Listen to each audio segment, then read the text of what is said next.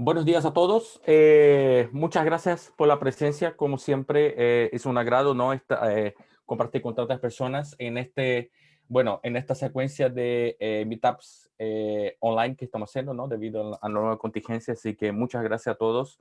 Siempre hemos tenido un récord bastante interesante de participantes, ¿no? En distintos países, principalmente las dos comunidades que más aportamos, ¿no? Que es Santiago y Buenos Aires, ¿ok? Bueno, en esto yo creo que es ya el cuarto o quinto meetup, ok, ahí les debo cuál es la secuencia en que vamos. Contamos con un tema bastante interesante relacionado a Data Science, ok, entonces vamos a tener dos presentaciones de Luis y Stefano, muy orientada a lo que es el día a día, digamos, de los proyectos de Data Science, ¿no? Que es algo súper interesante. Que muchas veces olvidamos, siempre vamos a los datos, a los algoritmos, ¿no? Pero sí es súper importante tener en mente de cómo administrar estos tipos de proyectos, ¿no? Entonces, con ellos vamos a tener un poco más en este sentido cómo administrar los proyectos de Data Science. Y con Estefano específicamente vamos a ver lo que son las regresiones lineares, ¿no? Que son algo que se utiliza bastante en los proyectos de Data Science. Entonces, es muy interesante ahí el contexto que él nos va a dar porque yo no soy especialista en Data Science, me gusta el tema, estoy más por el lado de arquitectura, de Data Engineering, pero entiendo que este algoritmo nos ayuda bastante en ya ir entendiendo, digamos, lo que son el comportamiento de los datos, ¿ok? Entonces, pronto le paso la palabra. Bueno, nuestra idea de sacar una foto es que en ningún momento hemos sacado una foto grupal del meetup, así que lo que voy a hacer, voy a dejar de compartir y quien desea puede prender su cámara, ¿ok? Para que saquemos una foto grupal y podamos compartir. Ustedes pueden compartir en las redes sociales, ¿ok? Yo también voy a prender mi cámara. Lo pueden compartir en las redes sociales para no sé, algún post, lo que desean, ¿ok? Déjame sacar el participantes, el chat.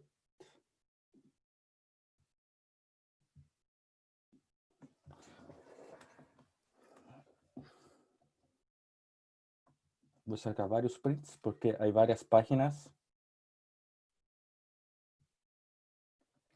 Muchas gracias a todos. La verdad que es súper interesante ver que todos están bien. Eso es lo relevante. ¿Ok? Muchas gracias a todos. Bueno, si quieren pueden dejar de compartir el video, la cámara. Yo ahora voy a pasar la palabra a los expositores, ¿ok? Y para que puedan compartir pantalla.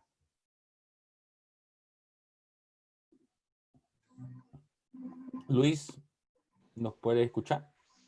Hola Alex, sí, te escucho. ¿Qué tal? Bien, bien. Vamos a ver aquí.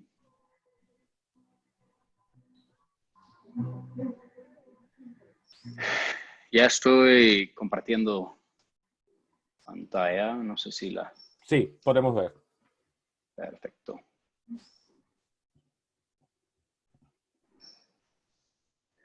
Ok. Entonces, si quieres, empezamos. Sí, por favor. Perfecto. Mucho gusto. Gracias por tenerme aquí. La verdad es que es un honor.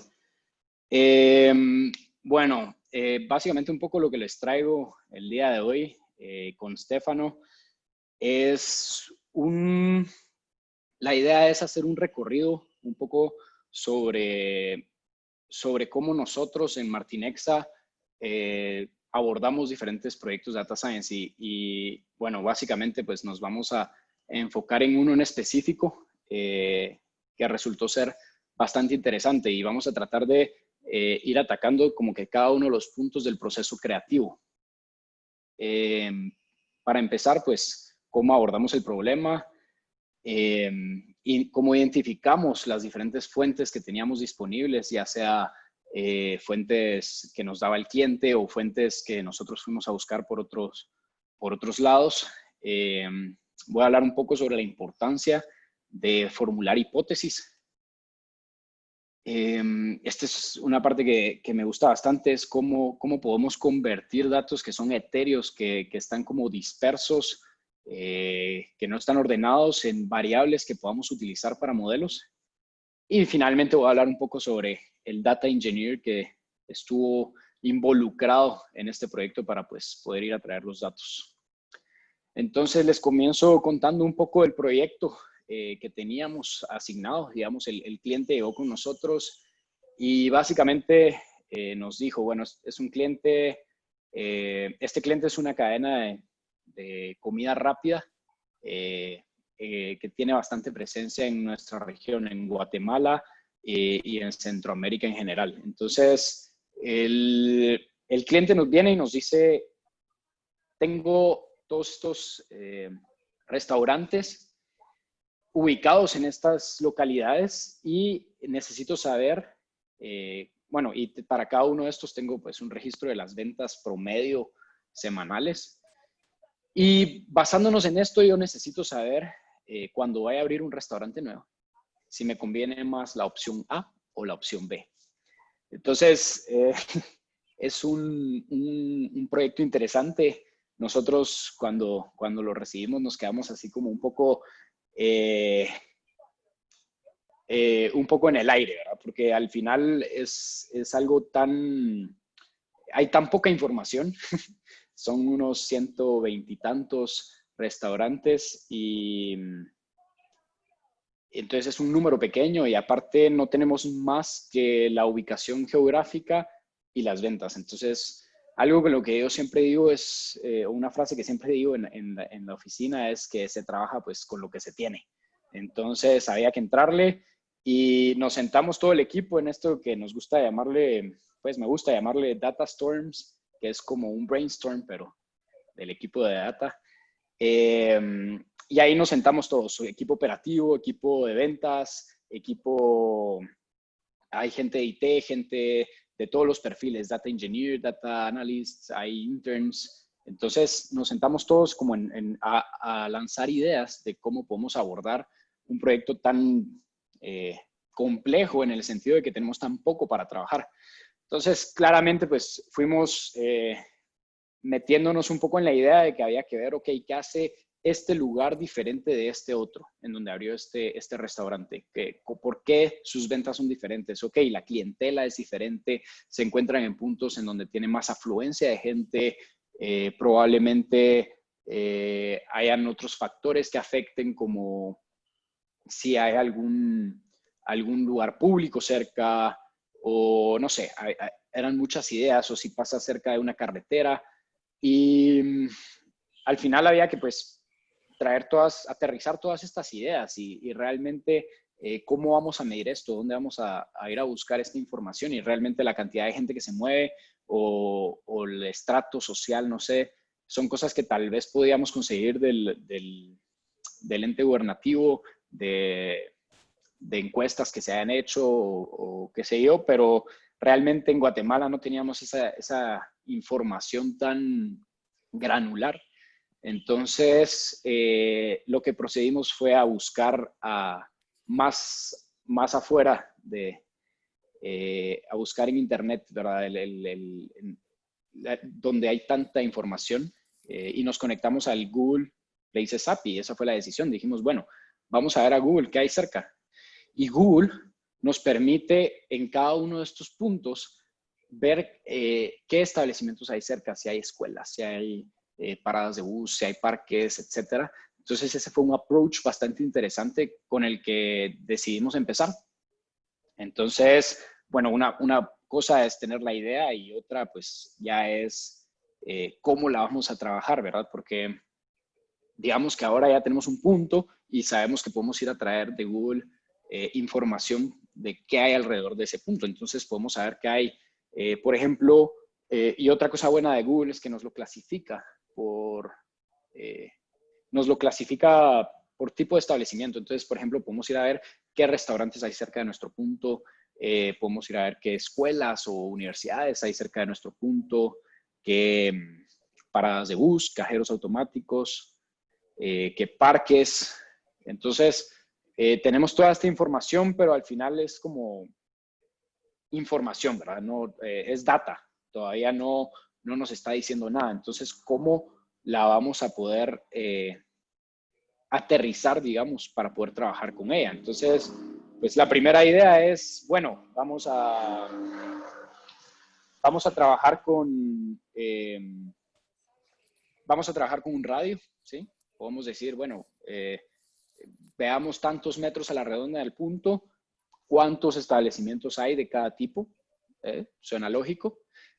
También hay otra forma que podríamos abordar, en vez de cuántos hay, cuál es la distancia en promedio que tienen a nuestro punto, o tal vez no la distancia de todos promedios, sino que tal vez lo que deberíamos ir a ver es cuál es la distancia del punto más cercano. También podríamos, surgen muchas dudas, ¿verdad? Porque desde primera instancia, ¿de qué radio, de cuántos metros vamos a ir a buscar ese radio? ¿De 500?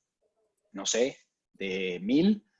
Entonces, con estas dudas, es interesante porque esto es lo que hace del data science algo tan artístico. Porque no son dudas que podamos ir a resolver a un libro de texto, no son dudas que podamos buscar en internet la respuesta, son dudas que nosotros tenemos que resolver por nosotros mismos viendo la data, porque son preguntas que surgen de cómo abordar este proyecto en específico. Entonces, eso es lo que yo creo que hace de Data Science también un arte, porque no existe una receta, no existe pasos a seguir, sino que simplemente hay mucha creatividad involucrada en el proceso. Entonces, algo que personalmente pues considero y bueno, tratamos de aplicar en Martinex a la hora de atacar estos problemas es, ok, ¿cómo lo vamos a atacar? Lo primero que tenemos que hacer es definir una ruta, es hacer un roadmap, ¿verdad? O sea, ¿cómo vamos a saber de qué forma vamos a tomar estos datos? Es algo que la forma más fácil de hacerlo es definiendo una hipótesis, es formular una hipótesis. Y esto es súper importante porque tal vez estamos como muy en el aire con lo que estábamos viendo antes, ¿verdad? ¿Qué vamos a medir? Pues medimos la cantidad de establecimientos que hay en un radio. ¿Por qué? No sé, porque se nos ocurrió. Entonces, al trazar una hipótesis, al formular una hipótesis, trazamos una ruta. Ya tenemos un punto a dónde ir. Entonces, por ejemplo, en este caso, nuestra hipótesis, la hipótesis que formulamos fue que creemos que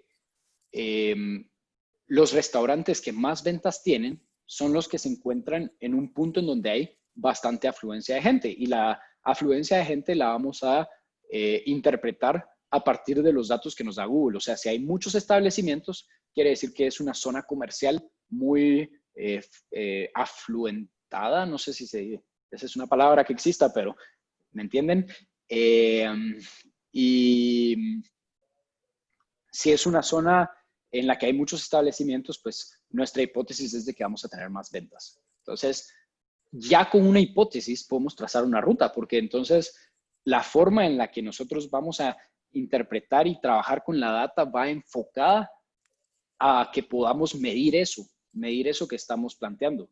Y bueno, nuestra hipótesis al final, pues va a llegar hasta el final de nuestro proyecto en donde ya tengamos un producto, un modelo que haga predicciones y nuestra hipótesis va a ser cierta o va a ser falsa. Eso es parte de lo que es este trabajo. ¿Y qué pasa si la hipótesis termina siendo errónea? Pues es nuestro trabajo, ¿verdad? Le chocamos, regresamos, planteamos otra hipótesis y volvemos. Y en el proceso aprendimos. Entonces, creo que es algo muy importante tener una hipótesis clara para poder trazar esa ruta que vamos a ir siguiendo. Entonces, ¿qué hacemos con la hipótesis? Bueno, en esta imagen que estamos viendo, lo que estoy tratando de mostrar aquí es un punto que está representado con la X y los establecimientos que están alrededor, que fui a traer con Google Maps, Google Places. Entonces, ¿qué es lo que yo quiero ver aquí? O sea, pensando en la hipótesis que acabo de plantear, es que existe cierta concentración de los establecimientos. Podemos ver que están un poco apretados. ¿Cómo lo podemos ver? nosotros humanos, pues de una forma muy visual o sin tanto esfuerzo, pero para una máquina, ¿cómo puede ver eso? Porque es importante traducir esto a información que pueda interpretar una máquina. Entonces, bueno, lo que hicimos es tracemos un radio alrededor del punto y veamos los establecimientos que hay y veamos qué tantos hay o qué tan apretados están. Entonces, eso debería de servirnos para ver nuestra hipótesis, para verificar nuestra hipótesis. Pero, ¿qué pasa en este caso? También puede pasar que vamos a traer los establecimientos y sí existe cierta concentración entre ellos, pero no estamos exactamente metidos en ese, o sea, nuestro punto no representa la realidad de lo que en estos dos casos la máquina está interpretando como casos iguales, ¿sí? Y de igual forma, si nosotros, por ejemplo, medimos este otro que tiene también varios puntos en ese mismo radio, pero podemos ver que están más dispersos. Y este otro, pues que también están dispersos y el punto pues ni siquiera está metido entre ellos. Entonces, estos son como los 4 casos y ya nuestra hipótesis debería de cambiar un poco, ¿verdad? Ya no solo es que exista una concentración de establecimientos, sino que decimos, ok, que exista una concentración de establecimientos y que el punto que estamos evaluando se encuentre dentro de esa concentración. Ahora, ¿cómo pasamos eso a números? ¿Cómo, lo que decía antes, cómo pasamos estos que son datos etéreos que no tienen sabor, digamos, no están masticados en algo que podamos trabajar en un modelo? Entonces, aquí es donde viene también un poco de ir buscando alternativas. Lo que se nos ocurrió fue, ok, veamos de los puntos que estamos tomando en cuenta en dónde está un centroide. Y entonces aquí, con esta X pues, roja, estoy marcando el centroide de los puntos. Entonces, ya con un centroide podemos definir variables interesantes.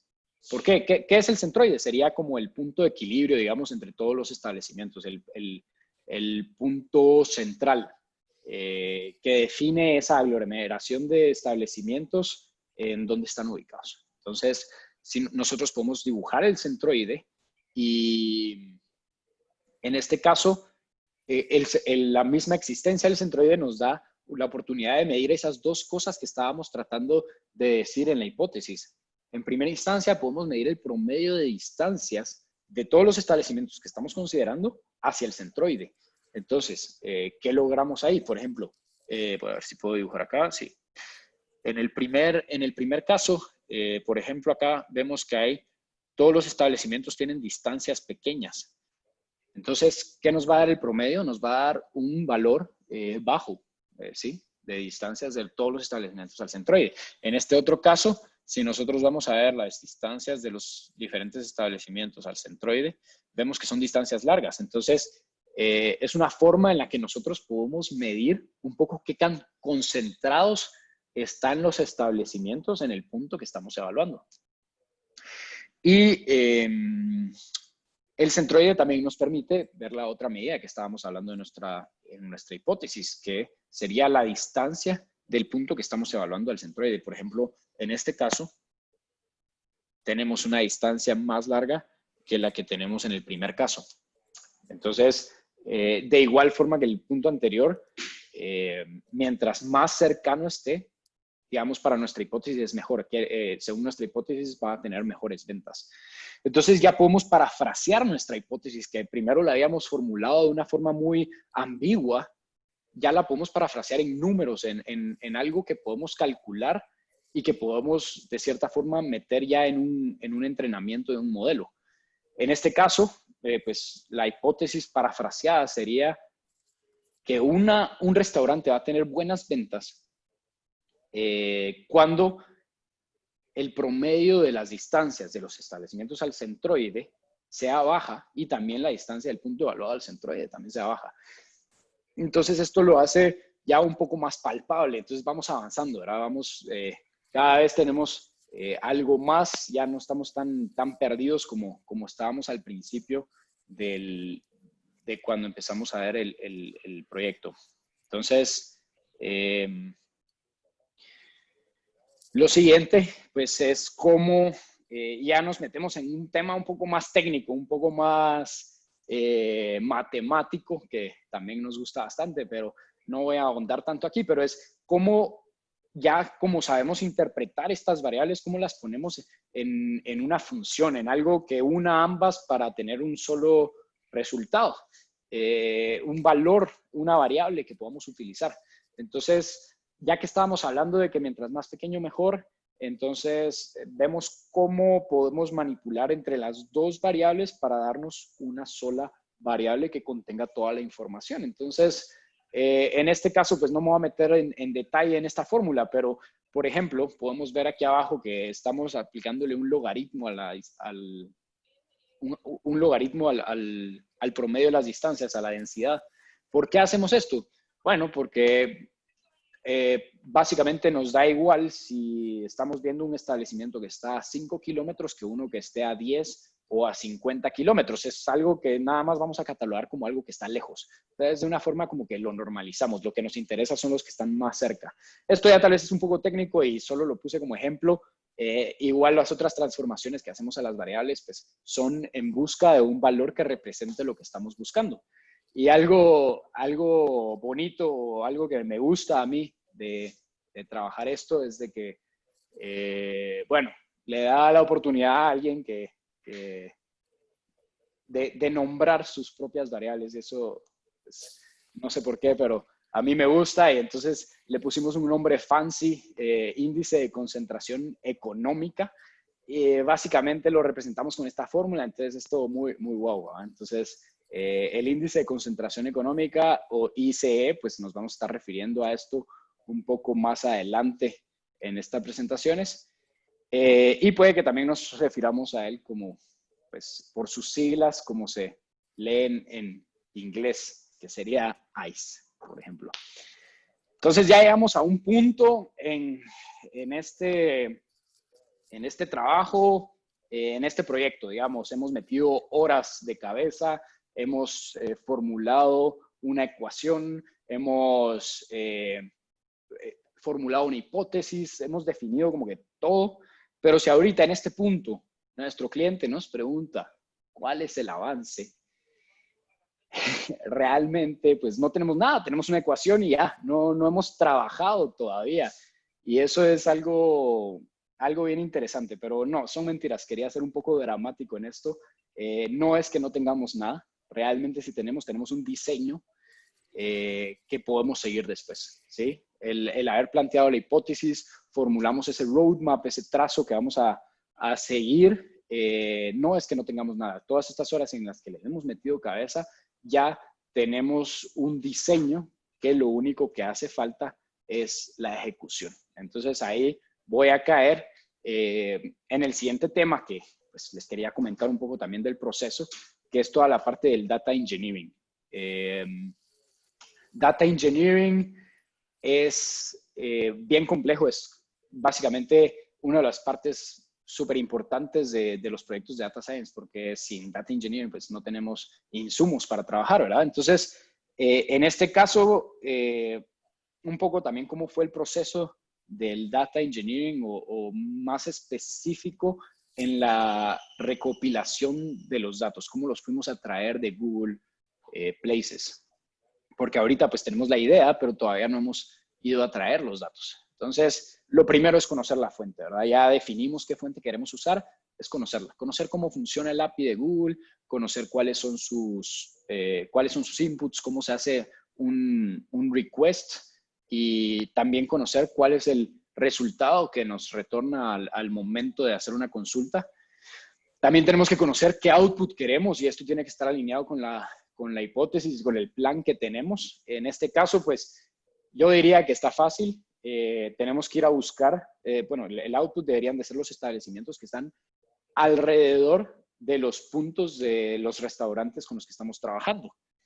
Y este tal vez es el primer acercamiento, un poco naive, pero después uno se pregunta, ok, y al momento en el que querramos predecir un punto que no hay ningún restaurante ahí, porque la idea es precisamente abrir restaurantes en lugares nuevos. ¿Cómo vamos a saber qué hay alrededor para poder asignar un score a ese punto, para poder decir si es favorable o no? Entonces, básicamente aquí cambió un poco la perspectiva. Ahora ya no es solo ir a traer los establecimientos que están alrededor de los puntos, de los 120 y tantos puntos que estamos evaluando, sino que va más allá. Tenemos que ir a traer todos los establecimientos del país, o al menos de la región en la que nosotros querramos que nuestro modelo funcione. Entonces, esa también es una parte importante, y ya pensar en todos los establecimientos de un país ya es algo un poco más, algo que ya causa un poco de miedo, no miedo, pero que ya decimos, ok, ya es un proyecto más difícil, no es algo que vamos a sacar en un par de horas. Entonces, lo que hay que hacer es definir una estrategia, ¿verdad? Es cómo vamos a ir a traer estos datos de una forma eficiente. Ya vamos a caer un poco más en unos minutos. A partir de la estrategia, pues toca diseñar un algoritmo y básicamente implementarlo, ponerlo a funcionar. Entonces, voy a saltearme a la parte de la estrategia. La estrategia de recolección de datos. Aquí tenemos un mapa de Guatemala, y conociendo la fuente y conociendo Google APIs, cómo le podemos hacer consultas y cómo nos da resultados, vamos a ir definiendo una estrategia, ¿verdad? Lo primero que hacemos es, ok, ¿cómo hacemos consultas en Google API? Y el Google API funciona sencillo. Le podemos pasar una coordenada y un radio, y Google nos va a devolver los establecimientos que se encuentren a la redonda de esa coordenada en ese radio. Suena bien, suena fácil. ¿Qué estrategia? Pues fácil. Ponemos un punto en el centro, un radio que abarque todo el país, y vamos a traerlo todo. Obviamente, pues no podía ser tan sencillo. Siempre tiene que haber algo de complejidad, si no, yo siempre digo que si está muy fácil es porque algo estamos haciendo mal. Y precisamente, bueno, hay que ver las restricciones también que tiene la fuente que estamos usando. Eso es parte de conocer la fuente. La fuente de Google nos dice, ok, para usar el API necesitas, lo que te podemos dar es un máximo radio de búsqueda de 5 kilómetros. No podemos darte más. Entonces, ok, vamos a cambiar un poco la estrategia. En vez de ir a traer de un punto, vamos a pues crear una cuadrícula, varios puntos que abarquen todo el país.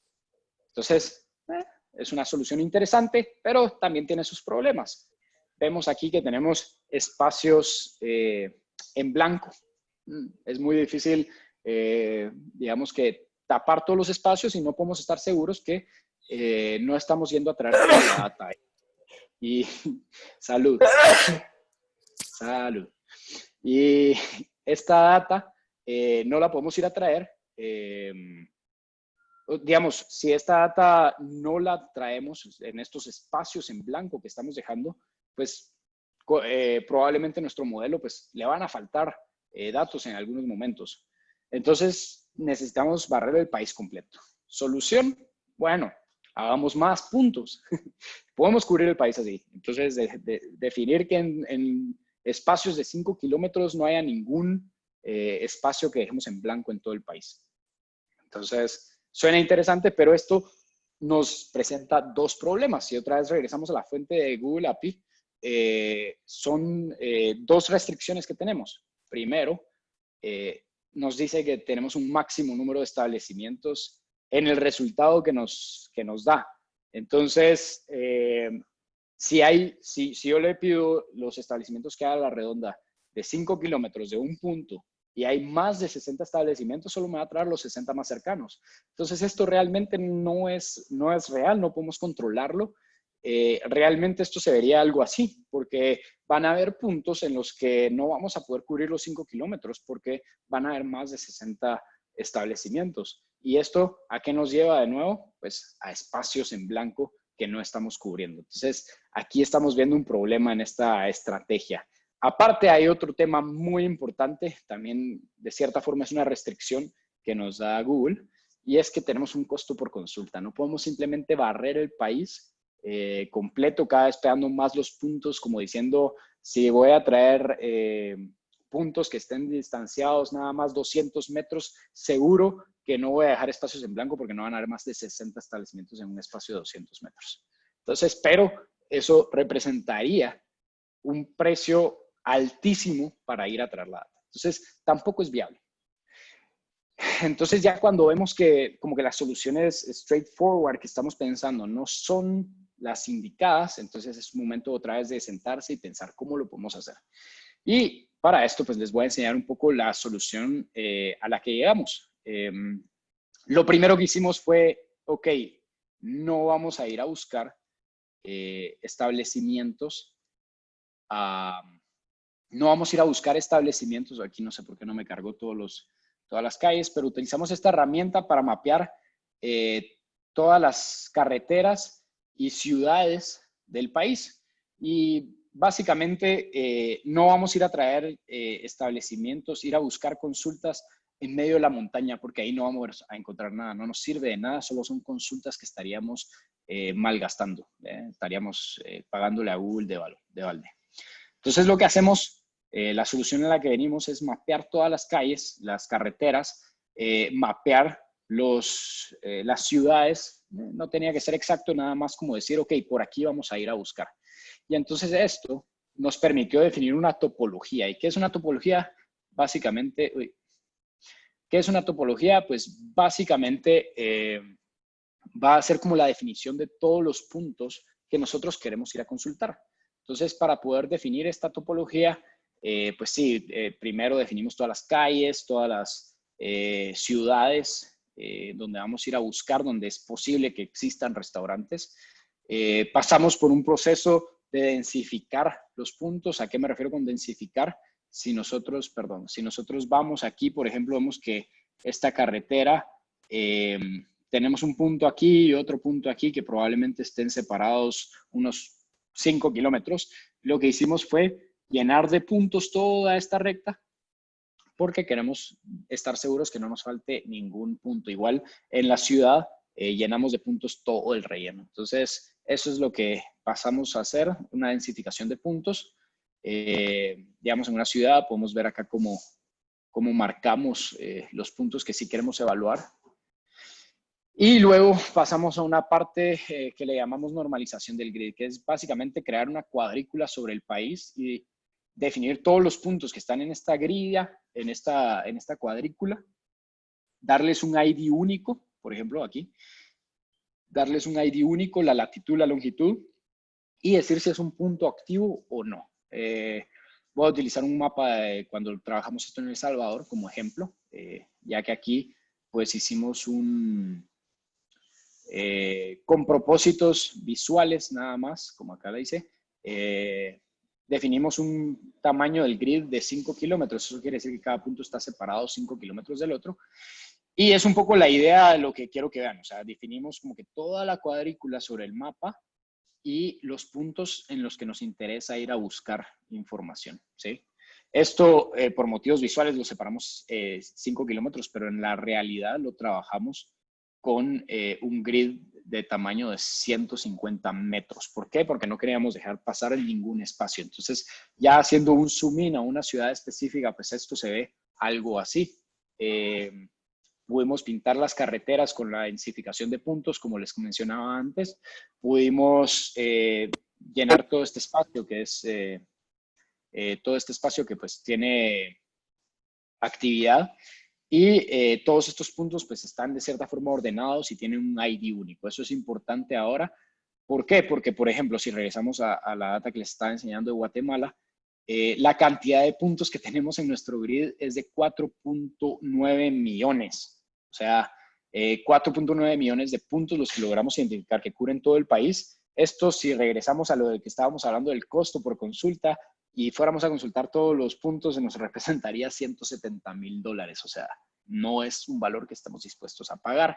Ya cuando vamos a ver nada más los puntos activos, los que están en carreteras, los que están en ciudades, ya lo redujimos a nada más 73,000 puntos, 73,284 puntos, 248 puntos, que son un 1.5 apenas por ciento de los puntos totales. pero que, digamos que si fuéramos a consultar todos estos puntos, igual son $2,500 que tampoco estamos dispuestos a pagar. Entonces, hay que definir un algoritmo aquí de cómo vamos a avanzar. Entonces, voy a regresar a la presentación. Y básicamente, por ejemplo, en el punto que estábamos viendo antes, en el punto del mapa que estábamos viendo antes, lo que hicimos fue decir, ok, tenemos que explorar 73,000 puntos en todo el mapa y vamos a hacer un proceso iterativo. Vamos a seleccionar en cada iteración un punto al azar. Aquí, por ejemplo, es el punto que marco rojo. Y vamos a ir a hacer una consulta a Google para este punto rojo. Si el resultado de Google nos da abajo, nos da 60 establecimientos, bueno, lo primero que hacemos es almacenar ese resultado, ¿verdad? En un archivo. Si nos da 60 resultados, lo que quiere decir es de que, y bueno, la consulta la hacemos para 5 kilómetros, que es el máximo. Entonces, si nos da 60 resultados, quiere decir que habían más y no los fuimos a traer todos, solo fuimos a traer los 60 más cercanos. Entonces, ¿qué hacemos? Ok, midamos la distancia al más lejano que trajimos y este más lejano lo vamos a definir como un radio de exploración. ¿A qué me refiero con esto? Si el más lejano de los 60 resultados estaba a 2 kilómetros, entonces vamos a definir que 2 kilómetros a la redonda ya lo exploramos. Entonces es una manera en la que nosotros podemos marcar como todos los puntos que están en ese radio como puntos ya explorados. Y de esta forma, por ejemplo, acá ya tenemos 538 puntos explorados. Nos faltan por explorar 72,700, pero es un proceso iterativo. Ahorita tenemos una exploración del mapa del 0,7%. ¿Qué hacemos? Marcamos otro punto al azar de los puntos por explorar. Y entonces en esta segunda iteración volvemos a hacer la consulta. Digamos que nos da menos de 60 resultados. ¿Qué significa esto? Que logramos ir a traer todos los establecimientos que Google nos da para esos 5 kilómetros a la redonda. Entonces, ¿qué hacemos? Marcamos 5 kilómetros a la redonda como los puntos ya explorados. Y así nos vamos, es un proceso iterativo, ya vamos en dos iteraciones, un 1,4% de la exploración del mapa. Y nos vamos a ir así buscando puntos aleatorios que vamos a ir a consultar. Obviamente vamos a ir a traer datos repetidos, pero es una forma bastante eficiente en la que podemos ir a traer todo. En términos generales, y con esto ya estoy terminando, ya vi que me pasé un poquito del tiempo, pero la idea, el resultado al que llegamos fue este. Teníamos 73,000 puntos por exploración, era lo que les comentaba hace un momento. Tratamos de marcar un threshold de exploración del 95% del mapa. Esto quiere decir que hicimos todas las iteraciones hasta llegar a haber abarcado un 95% de los puntos, porque ya los que nos podían quedar podían estar muy dispersos y muy probablemente ya serían consultas innecesarias porque ya estarían cubiertas. Fuimos a traer un total de 41,800 establecimientos que nos marcaba Google en todo el país, y estos divididos en 24 categorías. Estas 24 categorías, como les mencionaba, pues son las categorías que nos da Google. Y todo esto lo logramos haciendo nada más 2,690 consultas a Google Places. O sea, logramos eficientizar todo esto, y eso también es una parte súper importante del proceso creativo de Data Science, es cómo ser creativos también en la forma en la que trabajamos el Data Engineering. ¿Por qué? Porque necesitamos reducir costos. ¿Cuánto representan estos 2,690 consultas en Google? $94.15. Es menos de $100. De hecho, cuando uno crea una cuenta en Google, le dan $300 de crédito. O sea que ni siquiera tuvimos que pagar por la data que fuimos a traer para poder trabajar nuestro proyecto. Y ahorita, pues de forma rápida les enseño un poco cómo esta data ya la podemos ver. Aquí tengo un ejemplo. Esta data, como pueden ver, pues Google nos trae toda la información, ¿verdad? Acá tenemos la latitud, longitud, para cada uno de los objetos, hasta nos dice qué icono le deberíamos de poner, un ID único, el nombre del establecimiento, este aparentemente es un lugar pues coreano, creo que son esos caracteres, los diferentes nombres de las diferentes tiendas, por ejemplo acá está Walmart, aquí está Save a Lot, Supermarkets, todos estos pues tienen una categoría, como les decía, en este caso pues son supermarket, pero si vamos más abajo, vamos a ver que hay otras categorías. Por ejemplo, acá tenemos ya categoría restaurante. Vamos a ver qué tenemos que nos fue a traer. Tenemos un Subway. tenemos Domino's Pizza, tenemos Taco Bell, entonces Burger King.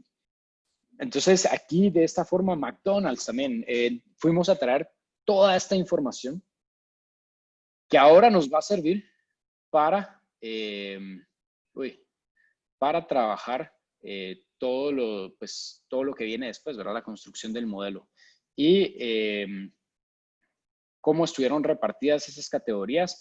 Tenemos 5,000 stores, 3,800 restaurantes, 3,000 escuelas, iglesias, shopping malls. Entonces, vemos que estas categorías, en la siguiente presentación vamos a ver cómo son relevantes a la hora de que nosotros construyamos el modelo. Entonces, ya sin nada más, pues me imagino que habrá un espacio de dudas y la siguiente presentación, pues no los quiero dejar en el suspenso. Mi compañero Stefano, pues va a estar hablando un poco de cómo utilizó todos estos datos que pudimos generar para ya tener un producto, algo que podamos entregar al cliente. Gracias, Luis. Muy buena presentación. Si te parece, ¿puedes dejar de compartir la pantalla y te muestro Claro. las preguntas, por favor? Sí, sí.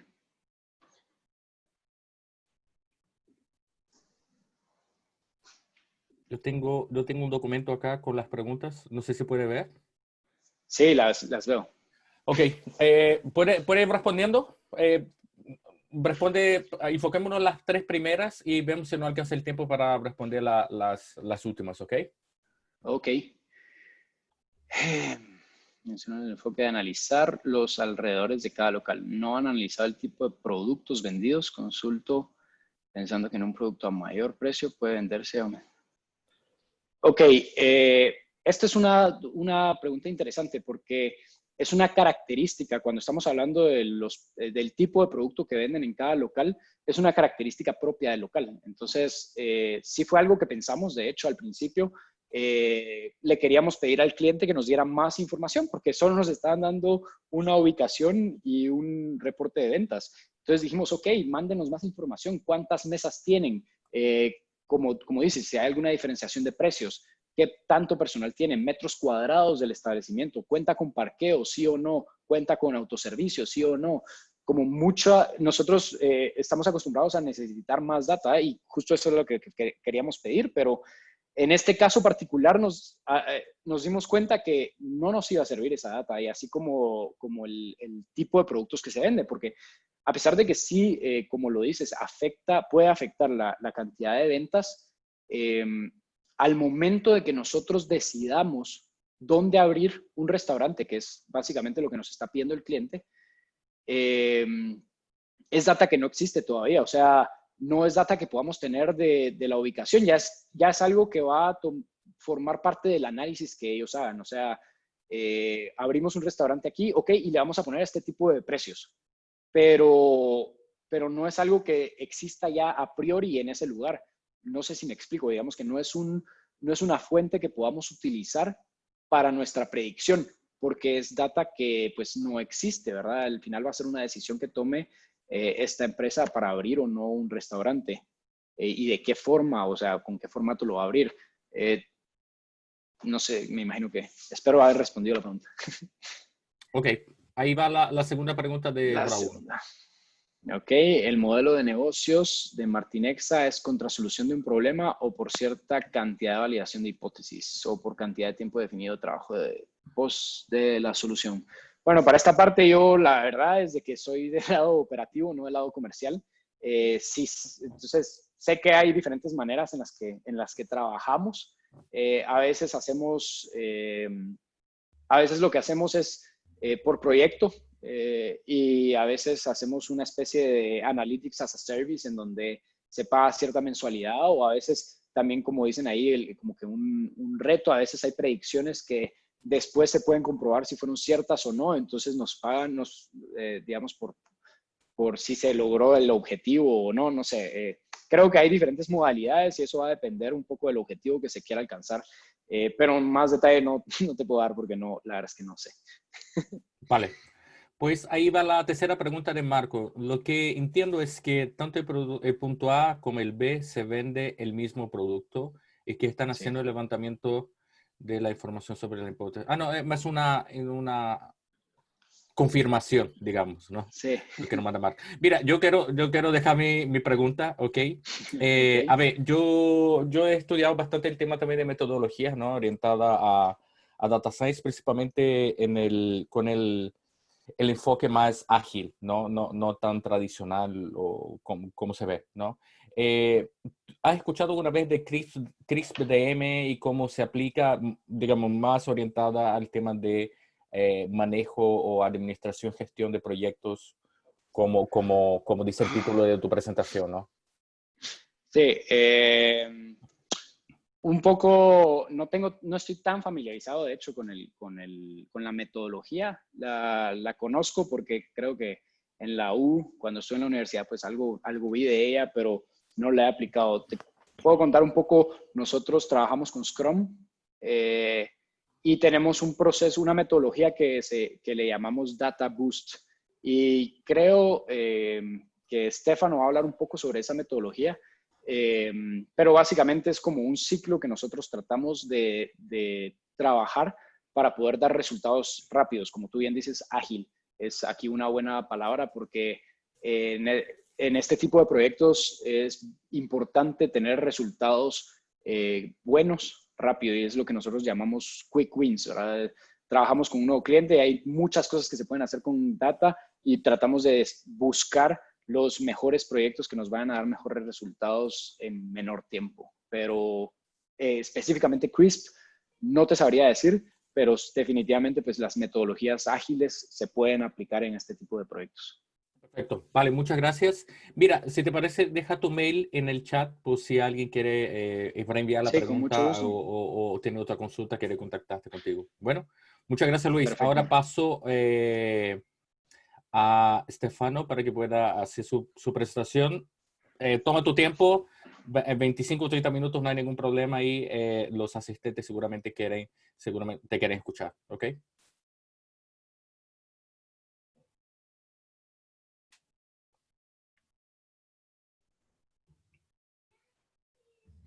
¿Qué tal a todos? Buenos días, ¿me escuchan? Sí, te escuchamos. Buenísimo, ¿qué tal están? Un gusto también aquí poder compartirles un poquito de lo que hacemos y algo que tanto nos apasiona. Pues bueno, realmente la parte que presentó Luis es una parte súper interesante, súper emocionante para nosotros, porque más adelante les vamos a explicar qué es lo que usualmente cursos online o tal vez lo que mucha gente cree que es el análisis de data, pues realmente no es así, ¿verdad? Por eso, digamos, nos gusta mucho hablar de que de la teoría a la práctica hay un cambio brutal.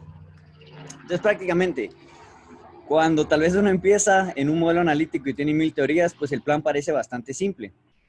Y de hecho, como les comentaba acerca de los cursos, muchos cursos empiezan explicando y enseñando cómo es el análisis de data, pero hay realmente un camino, hay una historia que contar detrás de todo esto, como lo mencionó muy bien Luis.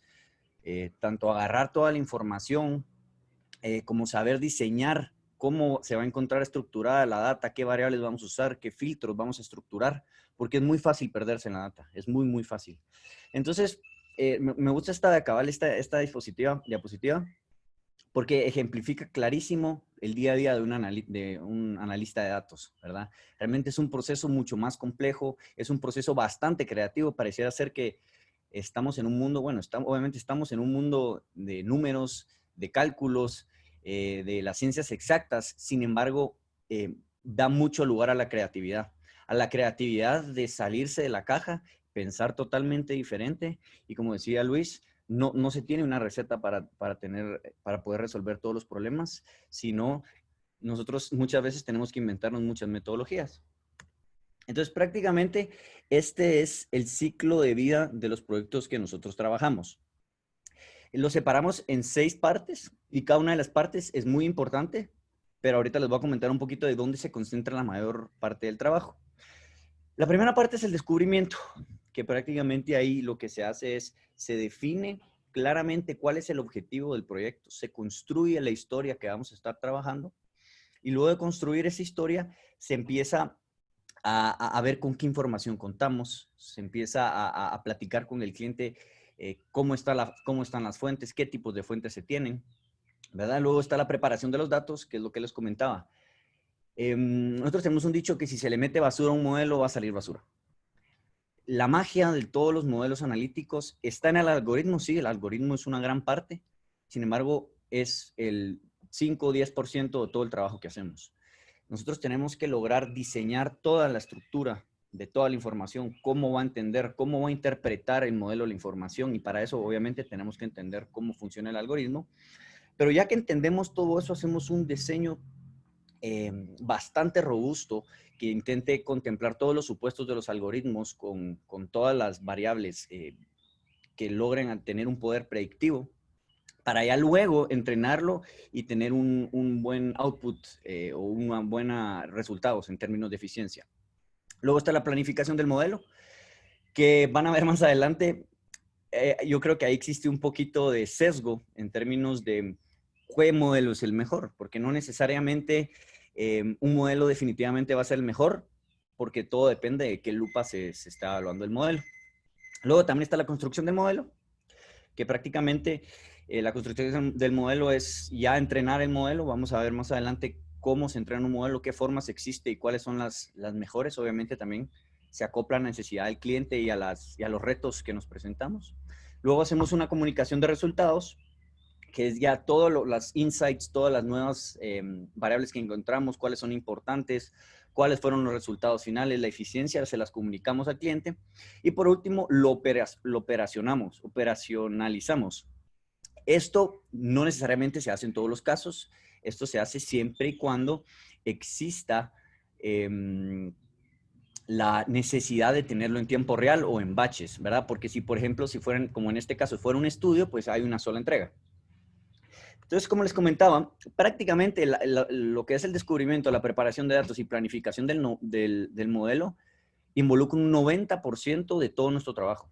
O sea, realmente es un trabajo bastante demandante, y es un trabajo donde aquí la creatividad es fundamental, en tanto la creación de variables como cómo queremos estructurar la data.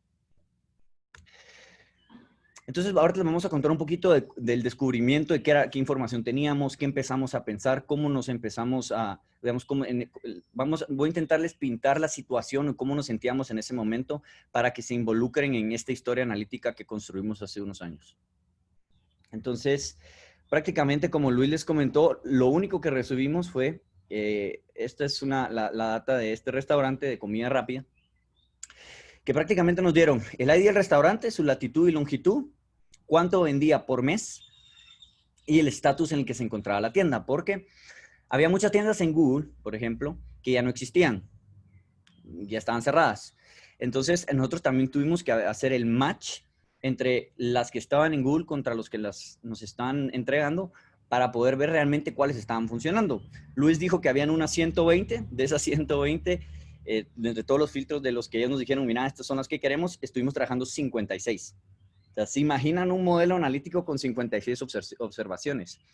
Ahí prácticamente que regresamos a la teoría de las clases de estadística, donde todo se tiene que hacer por medio de hipótesis y probar las hipótesis. Pero ahí es donde viene la creatividad. Con lo poco que tenemos, ¿cómo vamos a abordar el problema y tener un buen resultado? Si se dan cuenta, son 56 observaciones. Esta es la distribución. Prácticamente hay una distribución con cola un poco derecha. Aquí está un poco mejor la distribución, ¿verdad? La mediana de la información está en 2.600 unidades. Eso es importante, lo trabajamos en unidades, no en dinero. 2.600 unidades vendidas en un restaurante por mes. La data no varía mucho, eso es bueno, porque nos va a permitir que el modelo se acople mejor, o por lo menos va a ser más fácil acoplarse a las variaciones. Si se dan cuenta, el promedio está muy parecido a la mediana, son 2.600, y la desviación estándar es de 998. ¿Por qué les enseño esto? Esto realmente se los enseño no porque es lo natural y lo tradicional, sino esto nos da un claro panorama de cómo vamos a medir el modelo. Porque si nosotros medimos un error y ese error es alto, hay que compararlo con cómo actualmente está variando la data, cuál es el máximo, cuál es el mínimo y cuál es la media. Si no tenemos esa comparación, toda comparación puede llegar a ser subjetiva. Entonces, para que se den una idea, teníamos un dataset con muy pocas observaciones, tenía variación que era manejable, pero aquí el reto era muy pocas observaciones y muy pocas variables. Todas las variables nosotros las teníamos que crear. Entonces, entre todo esto empezamos a discutir qué podíamos hacer y encontramos que, como bien dijo Luis, encontramos que el API de Google Maps podíamos recolectar toda la información necesaria en términos de ubicaciones. De hecho, quería complementar un poquito a la pregunta de Luis, que ¿por qué no usamos características de los locales? Porque el objetivo de este proyecto no era predicción de demanda, porque por predicción de demanda estoy totalmente de acuerdo que la cantidad de productos que se venden, cuántas sillas hay, cuánto parqueo va a influenciar las ventas. Pero nosotros queríamos únicamente saber la geografía o cómo se encontraban los comercios, cómo impactaban en las ventas de ese restaurante. Entonces, únicamente las variables que teníamos que incluir o utilizar eran las variables de las localizaciones. Entonces, esto es algo que a nosotros nos rige como empresa, o por lo menos como división. Data beats emotions. Eso lo dijo Sean Red, que es el fundador de Tinder. Realmente es tan importante esta frase para nosotros porque nosotros nada, ni por la experiencia, ni por éxitos pasados, nada lo hacemos en base a emociones, nada lo hacemos en base a experiencia, todo lo hacemos en base a la data. Entonces se van a dar cuenta cómo empezamos a hacer un sinfín de variables. Y ese sinfín de variables ahora nos da un mayor problema porque una gran cantidad de variables en pocas observaciones tiende a tener un problema estadístico que lo vamos a ver más adelante. Pero prácticamente exploramos la aplicación de Google, identificamos todas las categorías y lo separamos también por restaurantes porque queríamos ver la comida rápida, cómo impacta directamente a este otro restaurante de comida rápida. Y empezamos a hacer un grupo, familias de variables para cada una de las categorías. Las 3 tipos de categorías que empezamos a utilizar es la primera. Hicimos un conteo de 100 a 2 kilómetros y vamos a ver por qué de 100 a 2 kilómetros. Cada una de las cosas que nosotros utilizamos están aprobadas por medios de estadística. Entonces, ¿por qué de 100 a 2 kilómetros? Vamos a ver más adelante, pero prácticamente esta variable nos hablaba de la frecuencia. ¿Cuántos de esas categorías o de esos restaurantes de comida rápida se encuentran en un radio en específico? Luego están las categorías más cercanas. Eso me dice qué tan próximas están y la distancia, cómo afecta al comercio de comida rápida. Y luego está el índice de concentración económica, que a mucho les platico un poco, que prácticamente lo que hacíamos era, hacíamos una concentración de 10, 30, 20, 50, 60. También dependía, íbamos variando, no queríamos definir nada subjetivamente. Y vamos viendo qué tan concentradas estaba ese grupo de gente y qué tan lejano, cercano se encontraba el restaurante a ese clúster o ese grupo de clientes o esa concentración de comercios. Entonces, prácticamente aquí está como lo estuvimos trabajando. Estaba, este es un claro ejemplo, ¿verdad? Digamos, imaginémonos que el punto grande es el restaurante. Digamos, en 100 metros, pues tiene 3 locales o 3 comercios de la categoría a la que nos referimos. Pueden ser hospitales, pueden ser farmacias, lo que sea. Y así en base íbamos agrandando el radio y íbamos generando variables. Luego la distancia mínima. Prácticamente era cuál era el más cercano de cada una de las categorías, ya sea de un restaurante en específico, una estación de bus, un ATM, etcétera, etcétera. Luego la densidad, que era el ICE, es qué tan concentrados están los comercios. Es diferente tener 10 comercios de comida rápida muy concentrados, porque eso es una demanda muy fuerte. Bueno, no solo demanda, sino una competencia muy fuerte contra el restaurante de comida rápida, a que esté bastante disperso. Si se dan cuenta, esto es una foto, digamos, de la variable, cómo se compara en 2 casos diferentes. Un ICE alto, si se dan cuenta, la concentración de los comercios parecidos es bastante. El centroide es la X y el punto verde es el punto que estamos evaluando. En este caso, si se dan cuenta, es claro que está concentrado y el restaurante o el punto que estamos evaluando se encuentra cerca del centro del clúster o o sea, está en la concentración, en el punto de concentración. Y luego en este caso, no solo está disperso, sino que también, si se dan cuenta, el punto verde se encuentra lejos de la concentración económica de esta área. Entonces, voy a enseñar un poquito los ejemplos, cómo se ven, digamos, ya en términos prácticos. Aquí están cómo separamos los restaurantes. Se dan cuenta, por ejemplo, La Posada. Esto es en El Salvador, ¿verdad? Este es un ejemplo de El Salvador. Está Subway, por ejemplo, Buffalo Wings, Don Pollo, Salchidogs, etcétera, etcétera. Places, pues, están diferentes cosas. Por ejemplo, un parqueo. Hay farmacias y así. Se dan cuenta, en los restaurantes hay 2.863 restaurantes diferentes en todo el área de El Salvador y hay 15.210 categorías diferentes de los restaurantes. Entonces, si se dan cuenta, esta es la distribución de cada una de las categorías. Hay más tiendas porque las tiendas usualmente pueden ser más generalizadas. Digamos, una tienda no necesariamente va a ser tan específica. Entre más específicas son, hay menos de esas categorías, pero para que se den una idea de, digamos, la distribución de las categorías. Luego sacamos una distancia para cada uno de los lugares existentes, una distancia que lo unimos con un cross join, que prácticamente eso es la relación de un restaurante con todos los lugares que teníamos para calcular todas las distancias para cada uno de los restaurantes. Entonces, ya que teníamos las distancias, empezamos a crear las variables. Hicimos las variables de las distancias. Si se dan cuenta, está la categoría. ¿Cuál es el restaurante que estamos calculando esa categoría y cuál fue la distancia mínima? Y al lado están las ventas. Ahorita no estamos hablando de modelos. Más adelante vamos a contarles cómo fue que definimos el modelo. Luego están las frecuencias, que la frecuencia, pues, si se dan cuenta, hicimos 100 metros, 200 metros, 300, 400, 600, ¿verdad? Hasta 2 kilómetros.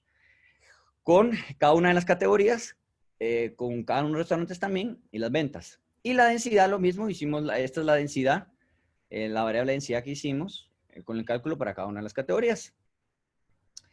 Entonces, luego ya empezamos y ya tenemos un sinfín y un conjunto de variables. Ya tenemos un conjunto de variables. Ahora, ¿qué falta? Pues lo que falta ahora es definir qué vamos a utilizar. ¿Qué modelo vamos a utilizar? ¿Cómo lo vamos a utilizar? ¿Qué supuestos tienen? Y aquí viene la grandiosa pregunta. ¿Qué modelo vamos a utilizar? La regresión lineal. La regresión lineal yo creo que tiene tal vez un poco de mala fama porque es el algoritmo que la gente utiliza más comúnmente, ¿verdad? Entonces está la regresión lineal, está Random Forest, Gradient Boosting Regressor y redes neuronales. Todos estos son algoritmos con los cuales nosotros tenemos mucha experiencia, conocemos a totalidad cómo funcionan, pero aquí es donde viene lo que les comentaba al inicio. ¿Cuál vamos a utilizar? ¿Necesariamente el más poderoso? Pues no. Nosotros tenemos una metodología de trabajo que nos intentamos acoplar totalmente a las necesidades del cliente. Digamos, no es algo que no es un software que ya esté hecho, no es un software que lo vamos a intentar encajonar a todos los clientes bajo ese software, sino nosotros nos acoplamos a las necesidades del cliente. Entonces, en este caso, principalmente en este caso, se necesita mucha explicabilidad. Necesitamos saber cómo las variables específicas estaban afectando las ventas, en qué magnitud y en qué dirección. ¿A qué me refiero? Una magnitud es, por ejemplo, esta variable está afectando 300 unidades negativas, que es la dirección, a este restaurante. Entonces, si se dan cuenta, podemos entender mejor el modelo, podemos saber qué es lo que la razón del modelo. En cambio, es una red neuronales, es una caja negra totalmente. Obviamente la predicción es mejor, pero es una caja negra, no nos funciona. Y también, como tenemos 56 observaciones, los modelos más complejos necesitan más data, ¿verdad? Porque tienen que entender toda la data y tener una mayor población que sea representativa del total. En cambio, como una regresión lineal, por su simplicidad, necesita menos. Que es algo realmente muy importante, que tal vez no es en lo que tal vez los cursos enseñan, pero sí la vida, la experiencia, el trabajo. Entonces, ¿qué tipo de regresiones existen? ¿Qué tipo de regresiones lineales existen? Está el tipo de regresión lineal simple y la regresión lineal múltiple. La simple es prácticamente la relación entre una variable dependiente, que es lo que queremos predecir, es una variable continua, contra una variable independiente. ¿Por qué independiente? Porque se supone que más adelante en la regresión múltiple les voy a explicar más a detalle, tal vez van a entender más, pero se supone que esa variable no es afectada por nada más. Es todo constante, todo se mantiene como varía esa variable contra la variable dependiente. Luego también tiene un intercepto y tiene un coeficiente. Ese coeficiente es el que nos va a indicar la magnitud y también nos va a indicar la dirección. La regresión lineal múltiplo ya involucra más dimensiones, más variables, y para cada una de estas dimensiones y estas variables vamos a tener un coeficiente, una dirección, y como les comentaba, cada una de estas variables son independientes entre ellas. Y para eso, bueno, más adelante, pero para eso también existen ciertos supuestos con los cuales se tiene que tratar el algoritmo, y es lo que les comentaba, acoplar toda la data y toda la información para que el modelo logre entenderlo en su mayor proporción. ¿Qué mediciones tenemos? Regresamos a lo mismo.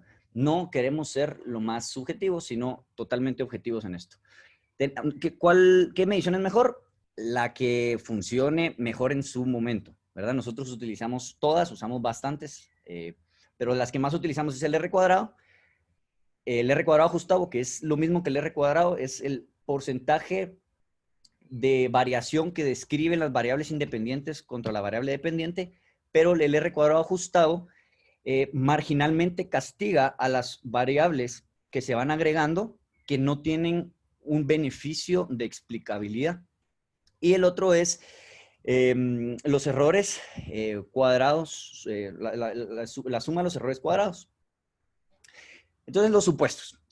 Aquí se separan en dos partes importantes. La primera es la linealidad y la no colinealidad. Esto nos va a ayudar a definir variables, nos va a ayudar a definir filtros y nos va a ayudar a construir el modelo. Luego, la normalidad, independencia y homocedasticidad nos va a ayudar a saber si los resultados se acoplan a nuestro algoritmo. La linealidad es que prácticamente es el comportamiento debe ser lineal para que la regresión se acople a una... o sea, el comportamiento de las variables tiene que ser lineal para que la regresión lineal pueda ser una opción para utilizar el modelo. Luego está la no colinealidad, que es lo que les comentaba de las variables independientes. Si existe una correlación entre dos variables independientes, la información que nos otorga el modelo se va a ver manipulada. Digamos, por ejemplo, los coeficientes pueden variar sin medida, pueden tender al infinito los coeficientes, las magnitudes y las direcciones pueden cambiar.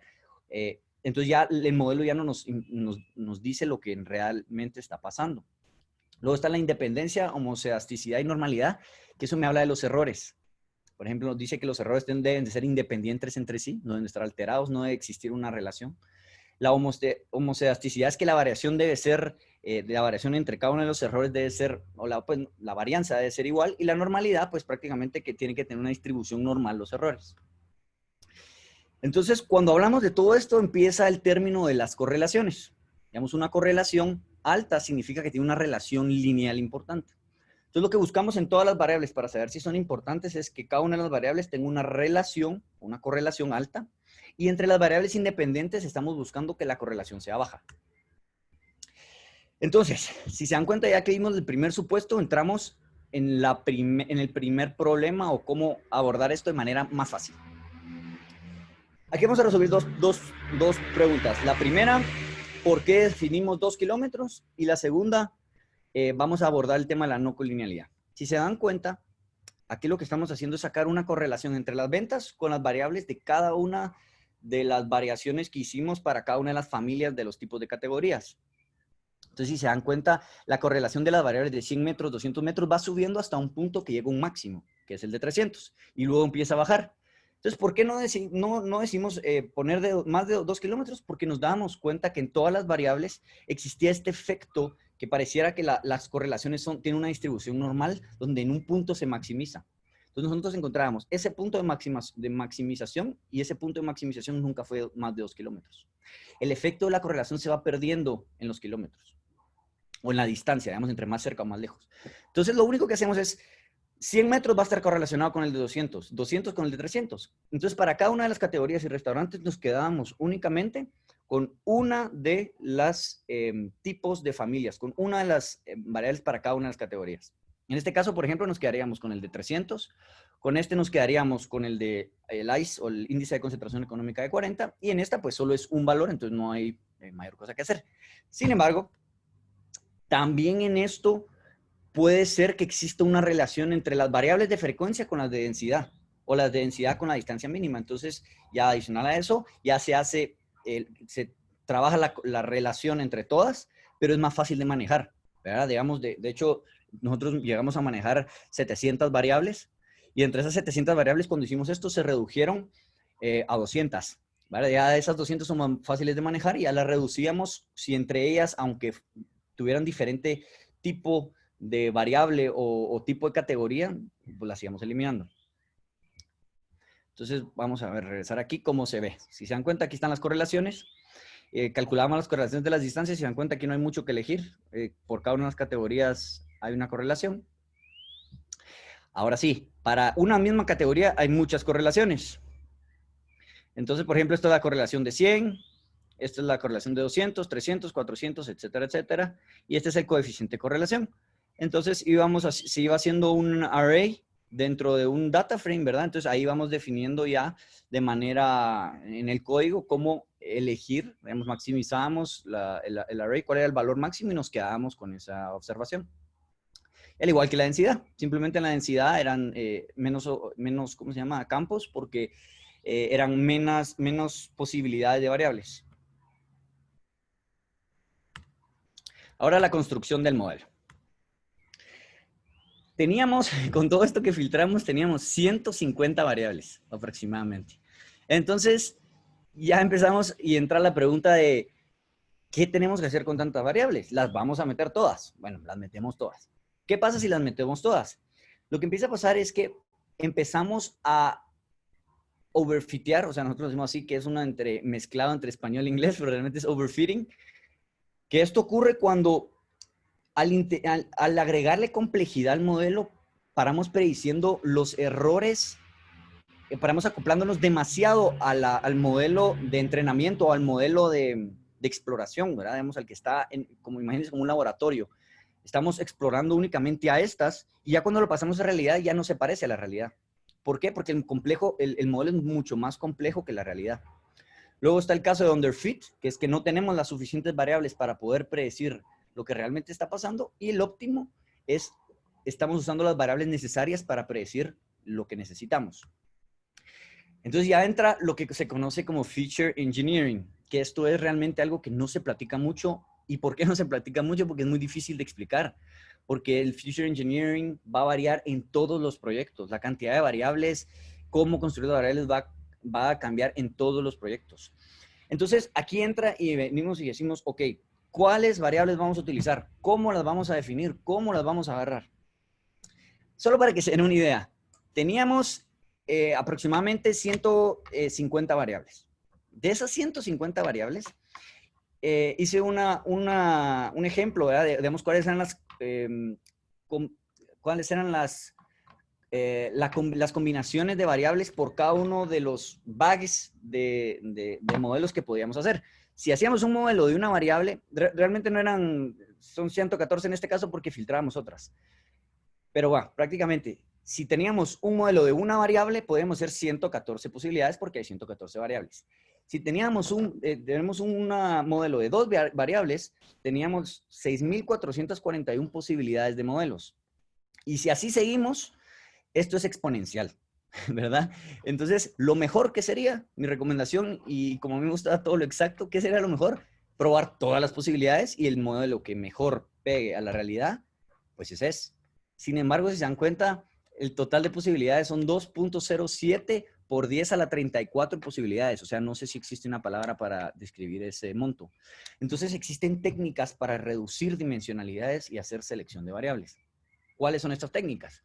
Una de ellas y la más famosa y de verdad que para mí la más efectiva es el PCA, que prácticamente lo que hace es toda la dimensionalidad de las variables las reduce a componentes.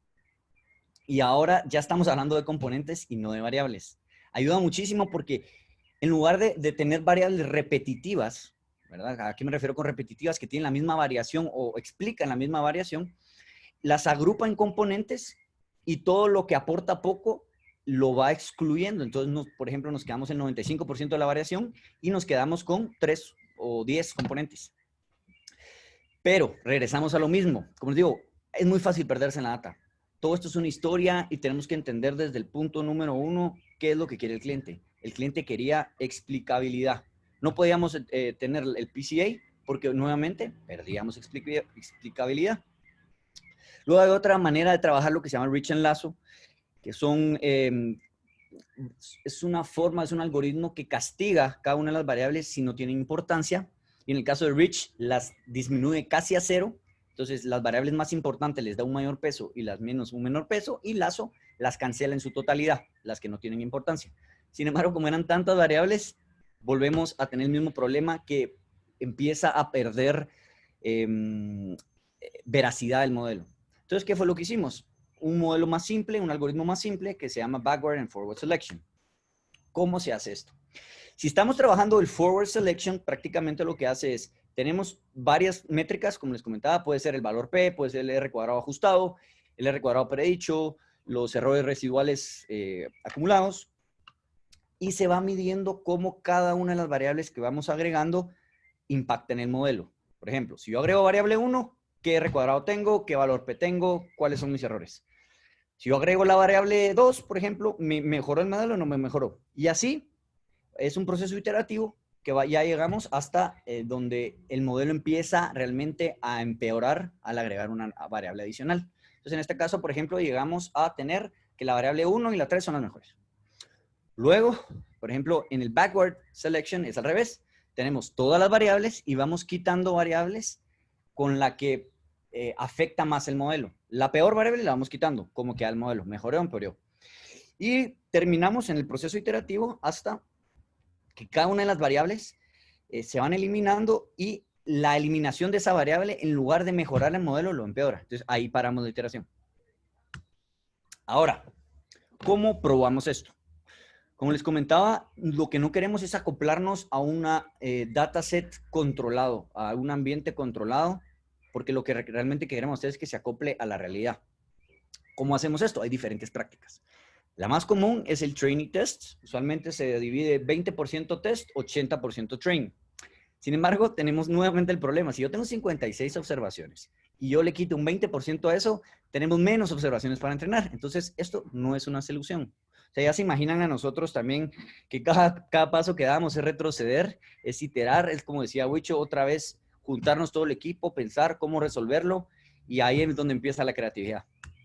Luego está el K-Fold Cross Validation, que prácticamente lo que hace es, si tenemos un sinfín, una gran cantidad de data, lo que hace es agarra folds o grupitos, subsets, ¿verdad? De data, y empieza a entrenar con diferentes. Se entrena con este y predice este grupo.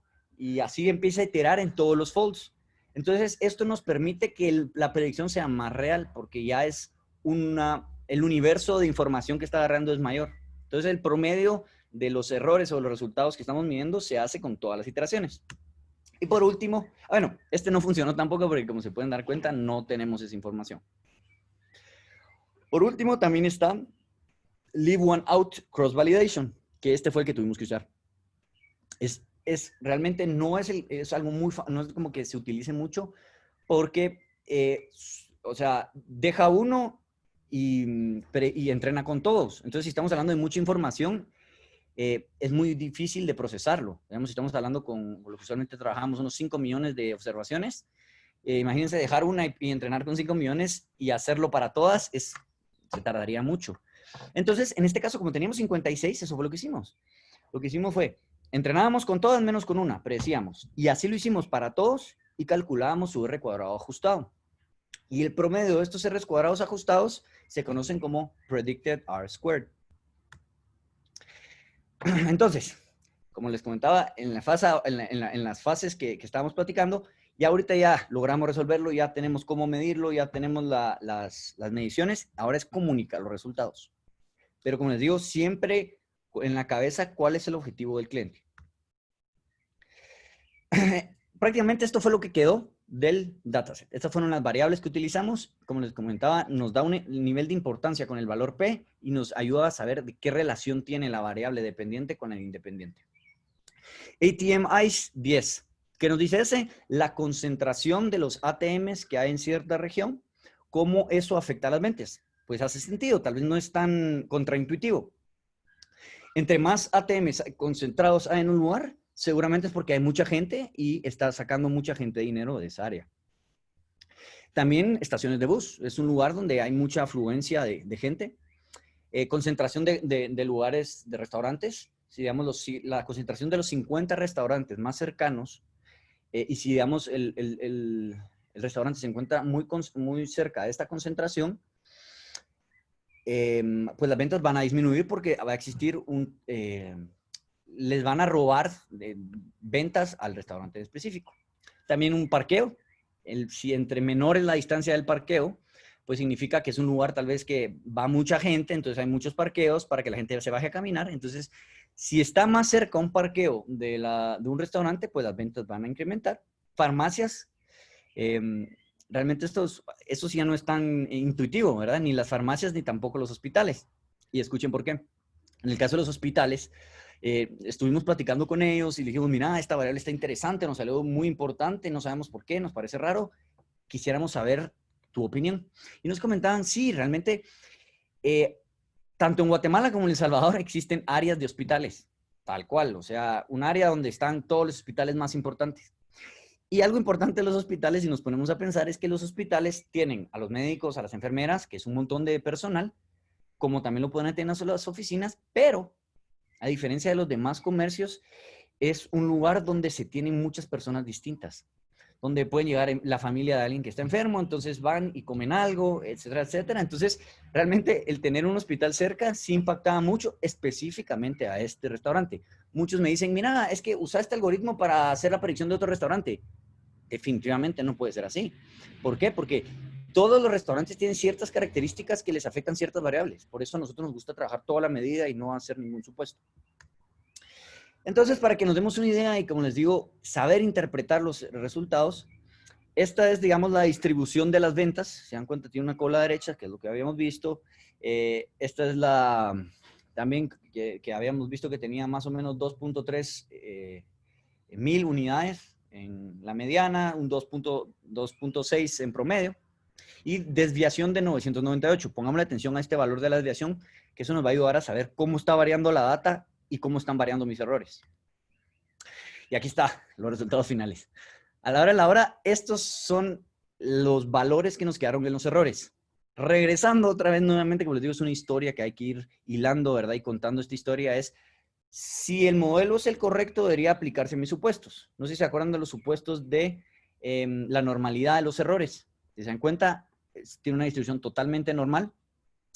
O sea, más o menos los errores más comunes están entre menos 600 y 400, que ahorita todos pueden decir, pero qué fuerte, está muy mal, no, está variando mucho.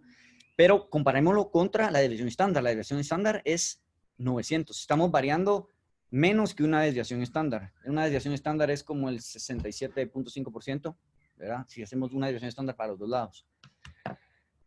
Si ya lo vemos y comparamos la predicción contra lo real, si se dan cuenta, varía lo mismo. Si hacemos una sumatoria de los errores, nos va a quedar 0, porque me confundo lo mismo para arriba que para abajo. Esta es la regresión, digamos, se puede hacer una regresión bastante clara. Está la regresión, se ve la tendencia, ¿verdad? Que es bastante clara, eso nos da muy buenos resultados.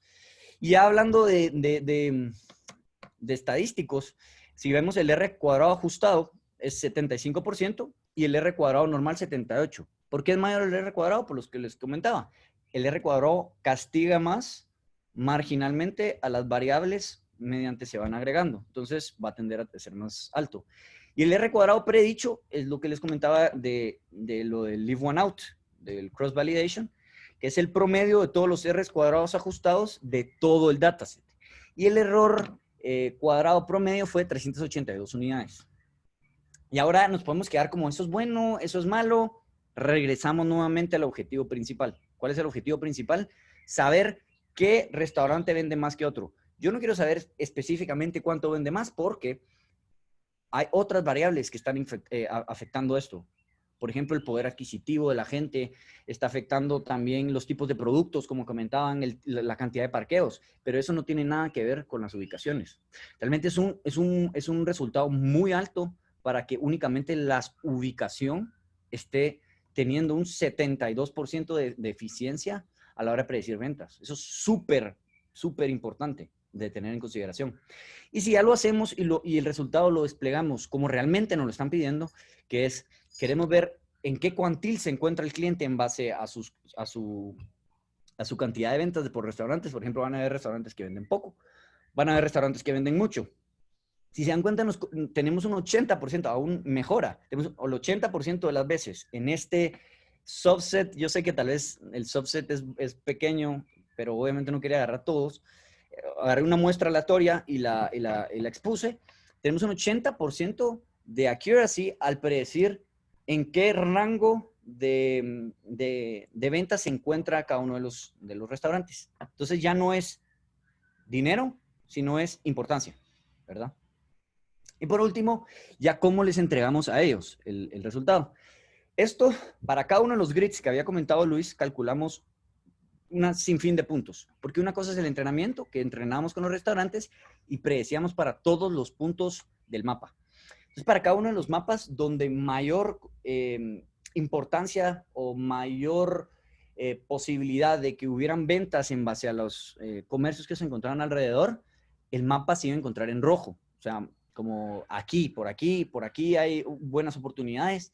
En amarillo era, pues hay oportunidades, pero no es lo mejor. Y luego lo verde y lo que no tiene colores es que ahí mejor no abramos ningún restaurante. Y si se dan cuenta, esto ya es un zoom out, ¿verdad? Cómo se miraba a nivel país, ¿verdad? Y si hacíamos un zoom in, si se dan cuenta, ahí están los valores más altos, pues tenían valores más amarillos o rojos y los valores menores tenían verdes. ¿Por qué lo vimos así y no les dijimos abrí aquí? Porque la analítica sí resuelve muchísimos problemas. Resuelve problemas sobre todo de visualización, en términos de una persona no puede contemplar tantas variables. Es imposible. Una persona no puede decidir con tantas variables. Pero cuando unimos el poder analítico con la experiencia, es que realmente esto se vuelve súper exitoso. O sea, esto se vuelve más que exitoso. Entonces, ellos ya sabían en experiencia qué áreas eran buenas, pero también veían oportunidades donde nunca las habían visto. Entonces, pues prácticamente esto es lo que les traíamos.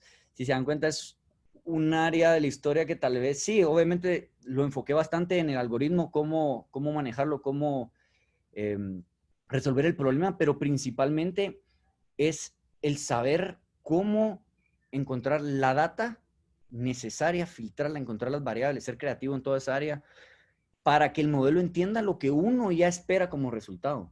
Porque como les mencionamos, lo más importante es si ustedes le meten basura al modelo, va a tirar basura. El algoritmo por sí solo no es la clave al éxito de un proyecto analítico. Y muchas gracias. Muchas gracias, muy buena presentación. ¿Puedo compartir mi pantalla para mostrarte las consultas? Sí. Ok. Aquí está. Aquí están las consultas para que puedas responder. ¿Los puedes ver? Hola. Perdón, estoy en mute. Ah, ok. Perdón. No, sí, la primera de Mariano, ¿cuánto tiempo significó este proyecto y qué, digamos, conocimiento, habilidades tuvieron que adquirir?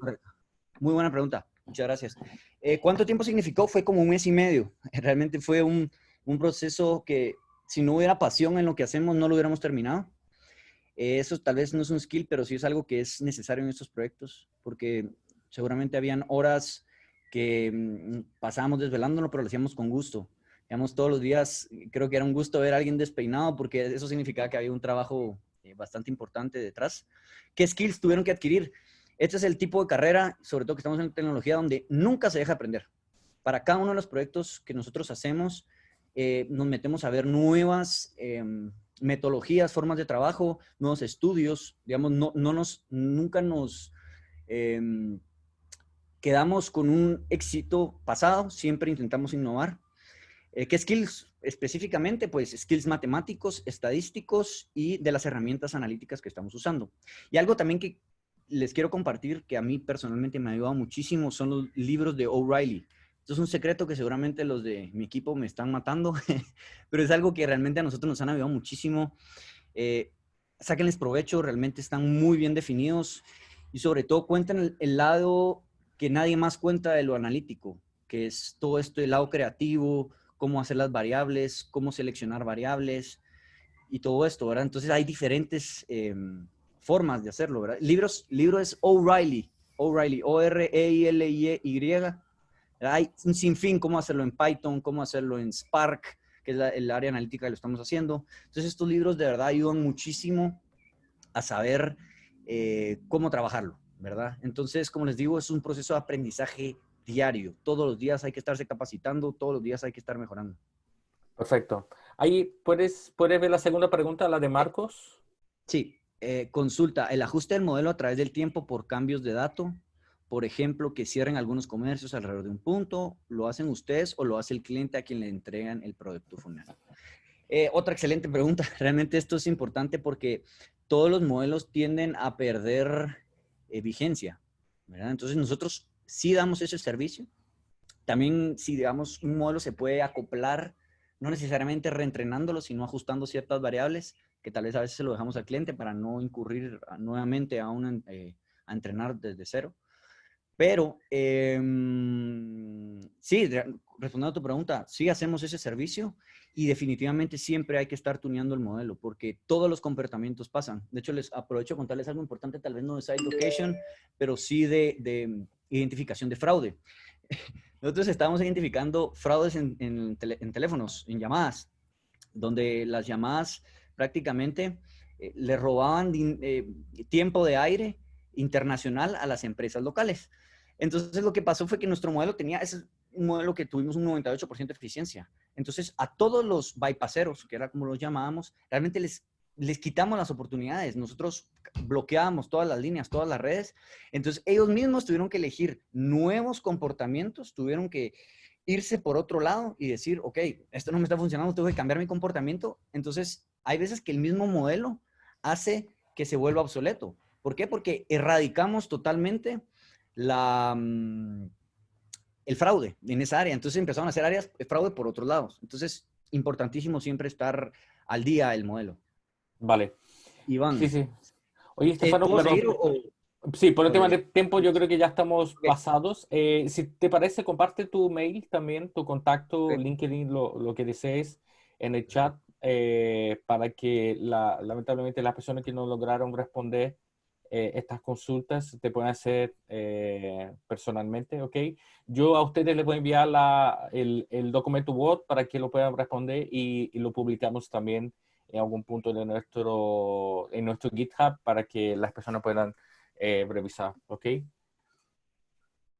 Ok, perfecto. Ahí comparte tu mail por el chat. No sé si lo puede ver el chat.